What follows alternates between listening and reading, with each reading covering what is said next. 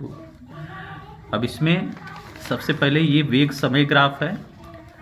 अब वेग समय ग्राफ में हमने दो वैल्यू लिया है, दो मान लिया है। जैसे समय जब 0 है तो उसका प्रारंभिक वेग u है, और समय जब t हो गया तो उसका वेग क्या हो गया v। अब इस डाटा को हम इस पे प्लाट करेंगे। तो कैसे प्लाट करेंगे ये बात समझिए। तो समय 0 है तो वेग u, तो वो पॉइंट मुझे वेग पर मिलेगा, क्योंकि वेग पर समय 0 होता है। तो इस पॉइंट पर समय क्या है, 0 है, यानी इस पॉइंट पर केवल इसमें वेग है। तो ये वेग यहाँ से लेके यहाँ तक इसका वेग क्या हो गया, u हो गया। अब ये बताता है पॉइंट, मान लीजिए ये ए पॉइंट है, तो ये पॉइंट बताता है कि इस पॉइंट पर वेग तो u है, लेकिन समय क्या है, 0 है। वेग इस वाले अक्ष पर समय 0 होगा और इस वाले अक्ष पर वेग 0 होगा। अब क्या कर रहा है कि जब टाइम t हुआ तो वेग कितना हो गया, v। तो अब देखिए इस पॉइंट को हमने यहाँ पे जो है दिखाया है। अब इस पॉइंट B को यहाँ दिखाया है, तो इसका टाइम हमें कितना मिला, तो ये टाइम हमें मिलेगा t, यानी यहाँ से लेके यहाँ तक हमें मिलेगा टाइम t टाइम हो गया। और इस टाइम पर वेग कहाँ होगा, तो वेग हमारा बढ़ करके यहाँ आ गया, यानी वेग हो गया v। तो यहाँ से लेके पूरा नीचे तक कितना हो जाएगा, वेग v हो जाएगा, राइट।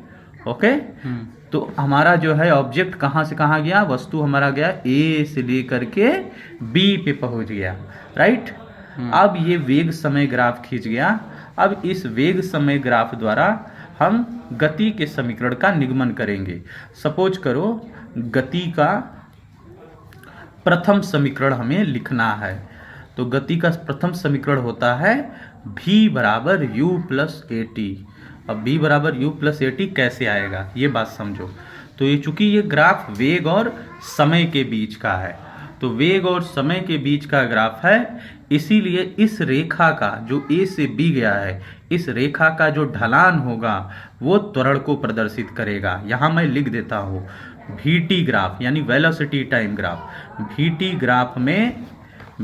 ग्राफ में ढलान किसको प्रदर्शित करता है, बोलो, त्वरण को प्रदर्शित करता है। vt ग्राफ में ढलान त्वरण को प्रदर्शित करता है। तो जैसे इस रेखा का हमें ढलान चाहिए, तो इसको यहाँ से यहाँ मिला दो। मान लो ये पॉइंट हो गया m, ठीक है। तो ये होगा इसका ढलान, और ढलान किसको प्रदर्शित करता है, त्वरण को। और ढलान निकालने के लिए हम लोग लगाते हैं tan थीटा, जो किसके बराबर होता है, लंब बटे आधार के। किसके बराबर होगा, लंब बटा आधार के बराबर होगा। अब तो ये ढलान यानी त्वरण ए किसके बराबर रहेगा, लंब। इस त्रिभुज में लंब क्या है, BM, और इस त्रिभुज का आधार क्या है, AM, राइट। तो A इक्वल टू हमें BM कैसे मिलेगा, ये देखो यहाँ से लेके यहाँ तक पूरा नीचे तक पूरा v है, वेग क्या है, v, और यहाँ से यहाँ तक का वेग क्या है, u। तो हमें BM कितना मिलेगा, v माइनस u। तो BM हम लिखेंगे v माइनस u बटा AM। अगर ये t है तो ये भी क्या होगा, t होगा, तो ये हो जाएगा t।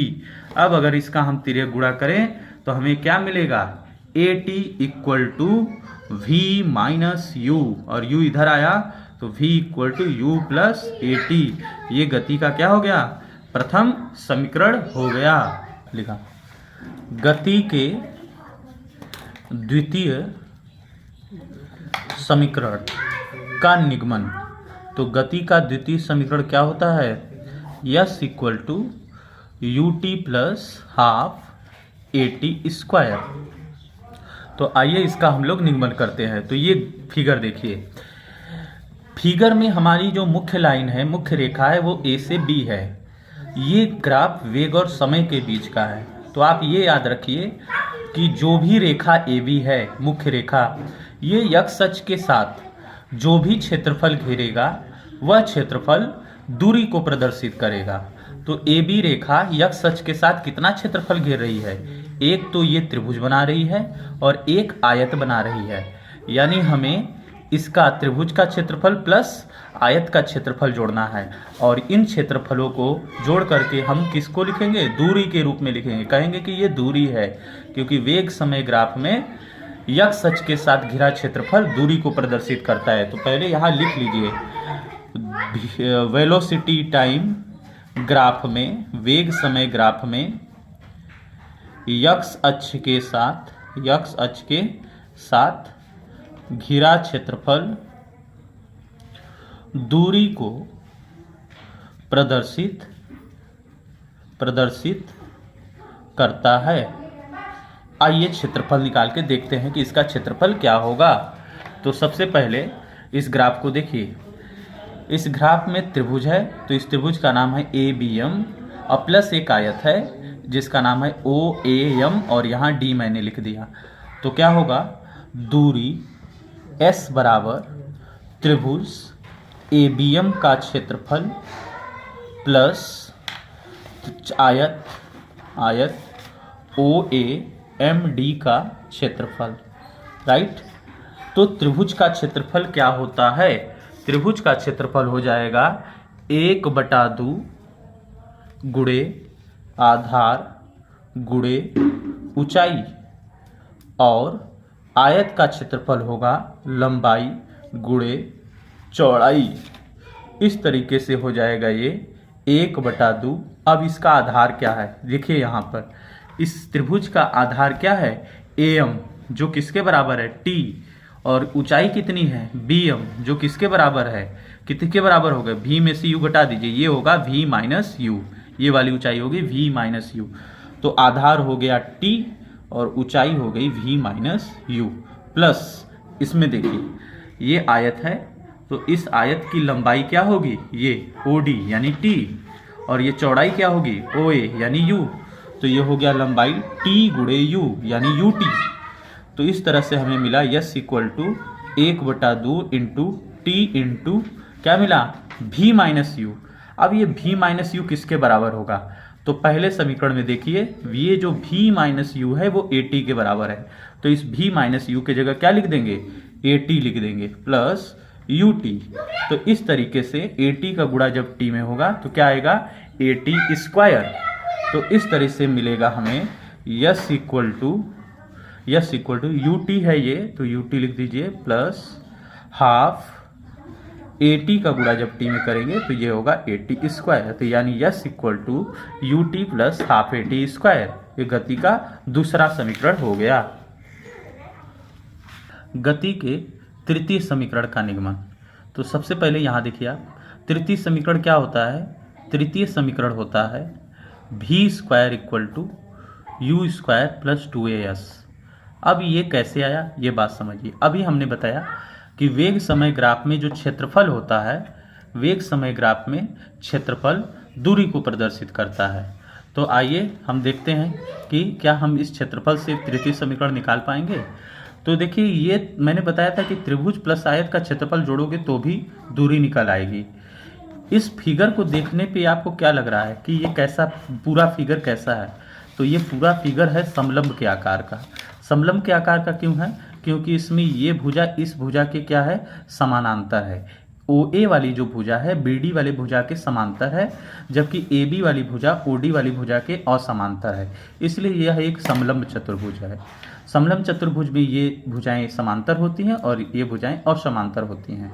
तो समलंब चतुर्भुज का जो क्षेत्रफल होगा वो भी दूरी को प्रदर्शित यहाँ करेगा।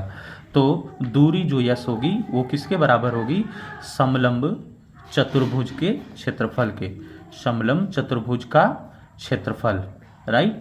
अब समलंब चतुर्भुज का क्षेत्रफल क्या होगा, तो यस इक्वल टू 1/2 क्या होता है, समांतर भुजाओं का योग। क्या होता है, समांतर भुजाओं का योग। तो समांतर भुजा कौन है, OA प्लस एक समांतर भुजा क्या है BD, इसका योग, अब गुणे लंबवत ऊंचाई। अब इन दो समांतरों रेखाओं के बीच की जो लंबवत दूरी है वो क्या है, AM है या तो OD है, तो कोई भी ले सकते हैं क्योंकि ये भी T है ये भी T है। तो 1/2 समांतर भुजाओं का योग, समांतर भुजा एक ये है एक ये है, अब गुणे दोनों के बीच की दूरी लंबवत दूरी, तो ये लंबवत दूरी क्या हो जाएगी, जैसे AM। इस तरह से यस इक्वल टू 1/2 OA की लंबाई क्या है U प्लस BD की लंबाई क्या है, तो BD पूरी लंबाई है V, बी डी की पूरी लंबाई क्या है v इंटू एम, इसकी ऊंचाई क्या है t। तो इस तरह से यस इक्वल टू क्या हमें मिला, यस इक्वल टू मिला 1/2 u plus v into T. अब t के जगह हमें क्या रखना है ये ध्यान देना है कि t के जगह क्या रखना है। तो t के जगह हमें पहले समीकरण से ही रखना है। जैसे at किसके बराबर है v माइनस यू, तो यहाँ से t निकालते हैं। तो अगर at v माइनस यू के बराबर है तो t किसके बराबर होगा, v minus u by a. तो इसमें t के जगह हम रख सकते हैं, t के जगह रख सकते हैं v minus u by a. तो इस तरह से s equal to 1/2 u plus b, और u v माइनस यू का अगर हम गुणा करेंगे तो क्या आएगा, a plus b a minus b, a square minus b square, यानी v square minus u square upon a। तो ये 2a हो गया, 2a का यस में गुणा होगा तो 2as किसके बराबर होगा, v square minus u square. अब यू स्क्वायर को इधर ले जाएंगे तो प्लस हो जाएगा, तो v स्क्वायर किसके बराबर आएगा, v स्क्वायर बराबर आएगा यू स्क्वायर प्लस 2as। इस तरह से ये तृतीय समीकरण हमें प्राप्त हो जाएगा।